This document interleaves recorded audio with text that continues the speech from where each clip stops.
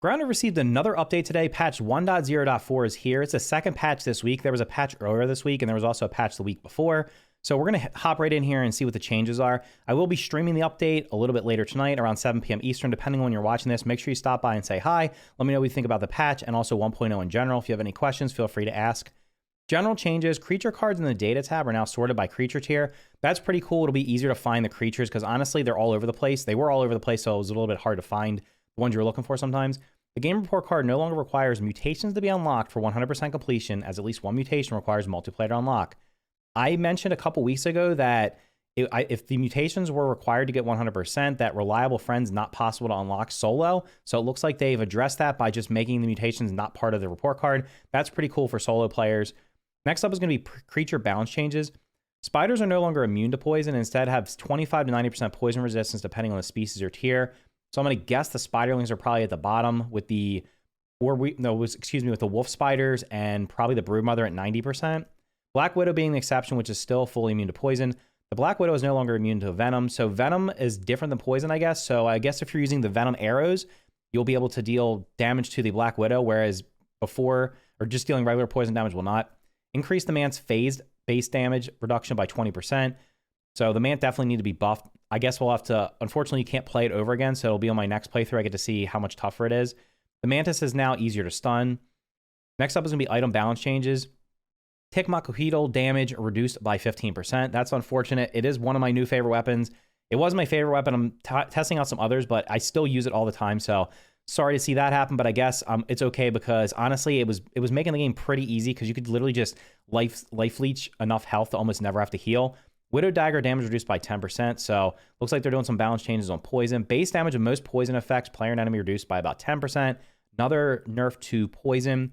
Broodmother Club's Apex Predator, which is the mutation you unlock from the Mantis, effect now applies venom instead of poison, so it bypasses immunities and resistances. So basically, if you're fighting a Black Widow and you're using the Broodmother Club and you have Apex Predator on, you'll be able to deal venom damage, which is pretty cool. And also to other spiders as well. Mantis Scythe now costs 25% less stamina to swing.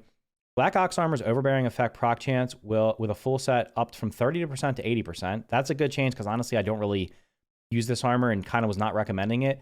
Black Ox Armor set bonus now adds much more stun damage to melee charge attacks. Prod Spacker damage increased by 50%. That's the weapon you unlock after completing all the mixers. I should be able to unlock that later tonight because I have one more super mixer left to do, and then we can run over there and grab that and test it out. Moth Armor set, range cut, effect proc chance with full set up from 15 to 60%. That's a huge buff right there because honestly, the bleed effects were just really not that great, especially with even with the Mantis Armor, or even with the Moth Armor, wasn't that great.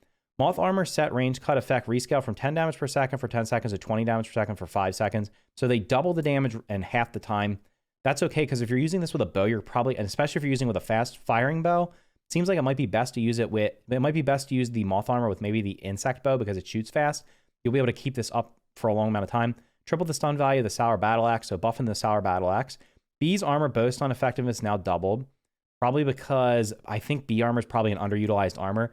Ladybug Shield block free attack now applies to all attacks for 5 seconds instead of clearing on the first attack after it triggers. Compliance Badge base heal reduced from 10 HP to 8 HP, so that's a 20% reduction, 20% nerf. I know a lot of people were using that, especially for, I believe, Black Widow fights. Mantis Trinkets now grants stamina on crit 100% of the time instead of 50. That's a huge buff there. Mantis Trinket stamina granted on crit increased from 20 to 50. So, geez, the Mantis Trinket got a massive buff. That's one I haven't got yet. I have to farm the Mantis a little bit more.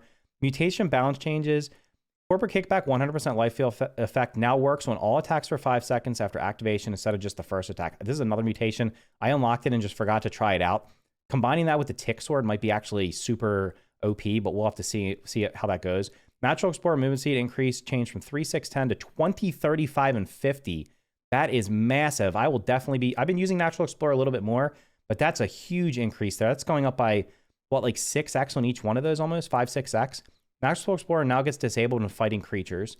So you won't be able to run around. You won't be able to like combine it with the Aphid Slippers to just fully run around and be able to get away from everything.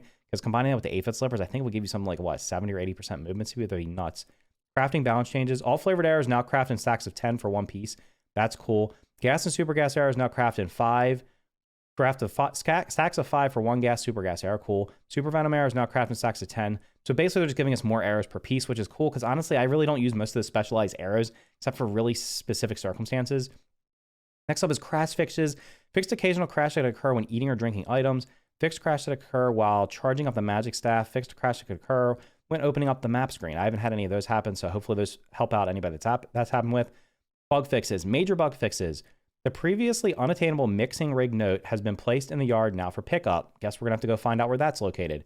Game report card now checks for the correct number of scab pickups and yard data. Clients who disconnect or save while incapacitated but not dead will no longer lose their equipment when they rejoin. I saw a lot of people mentioning that, so that's a good change. So other bit fixes, I guess these are minor bug fixes. You no longer always go up some zip lines when interacting with them. I'm pretty sure it was the one by the Java-Matic was having the issue where you could go up it. Well, actually, I guess it wasn't an issue. It was actually a bonus. In progress, drag and drop operations are canceled when you die to prevent item duplication. So they've removed the dupe glitch. Bomb arrows now properly deal damage when launched from a fully charged bow. Bomb arrows now properly deal damage when under the effect of quick draw, the set bonus, the antline set. I wonder if I did use bomb arrows a little, but they seemed underwhelming. Maybe I'll try them again. Waft emitter rage bars now properly fill up again. Improved creature navigation issues around the trash biome. Upgrading magic staves actually increase the damage done from them. That's really interesting. I had no idea. So I'm going to have to definitely try out the staves because I might have to use the spicy staff for the final mixer defense I'm going to do because there's a ton of ticks and they're weak to spicy. So I was going to plan on using that. Now that this thing's been fixed, that's huge. I didn't even know it was busted. So lots of changes here overall. They did. I mean, I'm perfectly fine with them doing balance changes. A lot of these things seem reasonable. Reducing some overpowered gear and just trying to balance the game out so people, because I think a lot of times people just fall into what's the meta. They fall into one thing and then that's all they do, and everybody just goes with that. So trying to make more of the armor, more of the weapons, more viable is definitely a good step in the right direction. So anyway, let me know what you think about these patch notes in the comments down below. Thank you for watching. If you enjoyed the video, make sure to hit the like button. And here's another video you might enjoy watching as well.